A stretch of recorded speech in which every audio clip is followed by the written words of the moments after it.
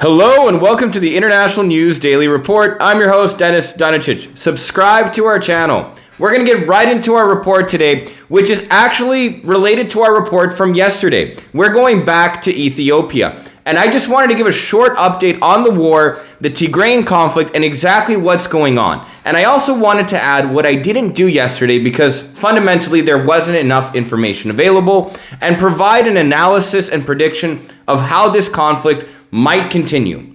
Now, as I reported yesterday, the United Nations did a human rights report on the country where they found that both sides, the Tigrayan Liberation Front, the Tigrayan forces, the Ethiopian government, and the Eritrean government, who is allied with Ethiopia against Tigray, have committed crimes against humanity, war crimes, or other human rights abuses.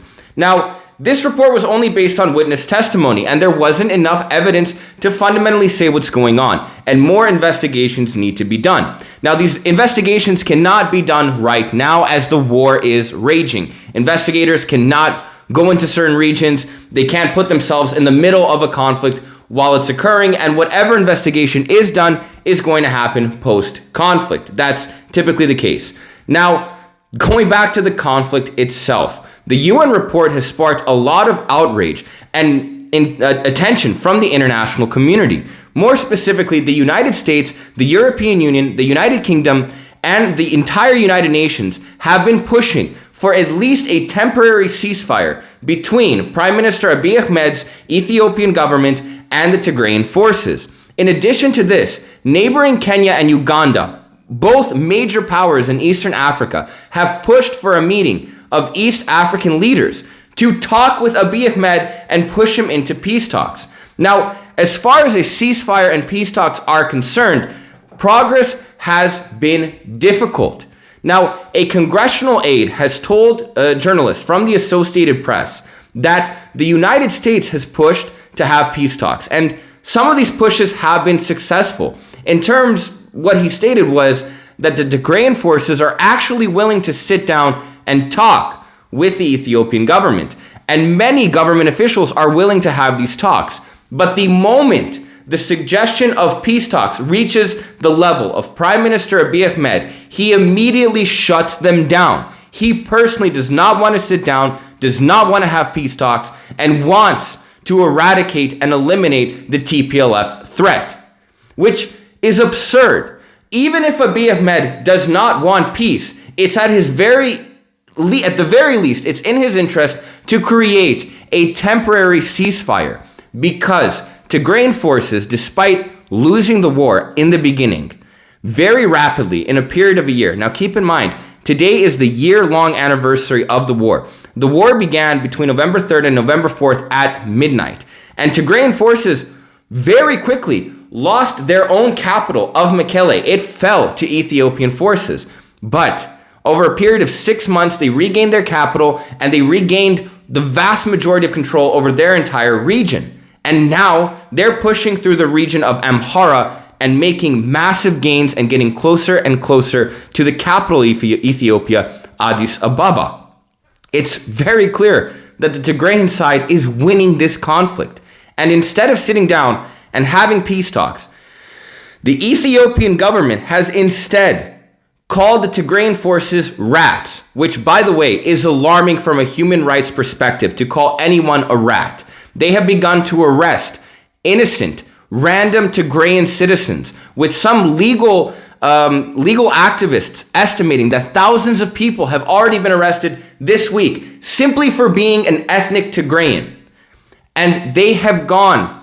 Prime Minister Abiy Ahmed has personally had to have posts removed by Facebook for violating community guidelines by calling his own people, citizens, civilians, non-military individuals, to pick up arms and fight the Tigrayan threat. These are all very serious issues that are pointing to major human rights violations. And it doesn't matter what side you're on. This conflict needs to end. As it goes on, the human rights situation in Ethiopia gets worse and worse. And we don't know how bad it is.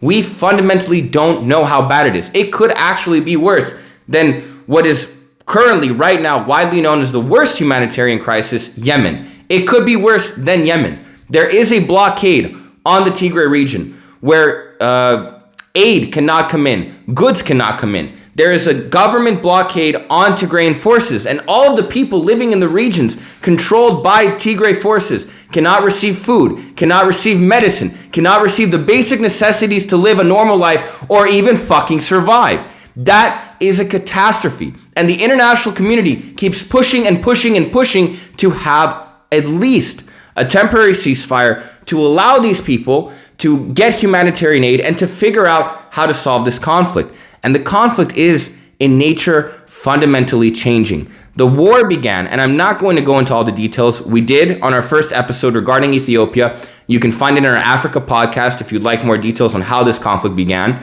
But the conflict began as a political one. It began as a political disagreement. But recently, the conflict has become more and more ethnic. And I'm just going to tell you right away, ethnic conflicts are extremely difficult to resolve. Political disagreements, political wars can easily be solved with mediation, with the international community, with negotiations. They can solve those problems. Ethnic issues are much deeper, much more complex, much more dynamic, and lead to much stronger hatred and massive violations of human rights. My opinion, honestly, is that Abiy Ahmed seems to be losing his marbles, if you will. His posts and the posts by his government look to be completely crazy. And I kind of view him as Ratko Mladic, if you remember the war in Bosnia and Herzegovina. When the war began, Ratko Mladic was fundamentally just a man fighting for Serbian interests. But as the war progressed, Mladic would become more and more fundamentally insane and would commit the Srebrenica massacre and other major war crimes and refuse to sit down and have negotiations with anyone. And that's how I'm kind of viewing Abiy Ahmed. His language, his behavior, his refusal to sit down and have talks is not hurting him. It's hurting his own people. Abiy Ahmed is a Nobel Peace Prize winner. So his job should be to make peace. He is the prime minister of a country with 115 million people. And more than half, almost half, of those people are under a military blockade. The rest of those millions of people are under threat of military occupation, are under threat of detainment, are under threat of human rights violations. Fundamentally, this is a failure as a head of state and a head of government, and he needs to sit down and figure out how to solve this problem because the war is only causing more suffering.